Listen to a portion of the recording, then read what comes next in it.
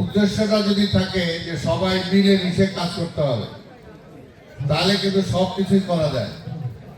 আমি কৃষক সমিতির সভাপতি ছিলাম দীর্ঘদিন, সেখানে কিন্তু কে আওয়ামী লীগ কে বিএনপি সেই প্রশ্ন ছিল না। আওয়ামী লীগের মহানগর দক্ষিণে যিনি দীর্ঘদিন সভাপতির দায়িত্ব পালন করেছেন, সে কিন্তু দীর্ঘদিন আমার সাথে সহসভাপতি ছিলেন। আমাদের হাইকোর্টের বিচারপতি মনি সাহেব দীর্ঘদিন কিন্তু আমার সাথে সহসভাপতির দায়িত্ব পালন করেছেন।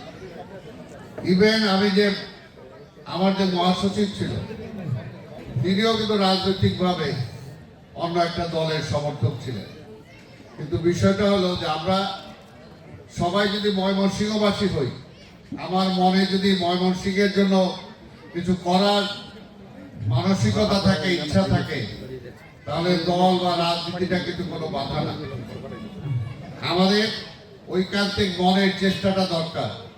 তা আমি আশা করব যে আমাদের এই ময়মনসিংহ সমিতি যখন এখানে সিনিয়র যারা আছেন, ইউসুফ ভাই আছেন, বাবু ভাই সহ আরো যারা আছেন, যখনই আমার কাছে আসছে আমি কিন্তু বলছি ভাই একটাই শর্ত, আমি থাকতে পারি বা যেতে পারি যদি এটা রাজনীতির ঊর্ধ্বে আপনারা রাখতে পারেন।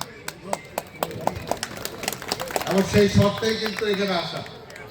এখানে আমি বিশ্বাস করি যে আমরা অন্যান্য সব জেলা বলেন, বিভাগ বলেন, সবাই কিন্তু ইজম করে, কিন্তু ময়মনসিংহের কোনো ইজম নাই।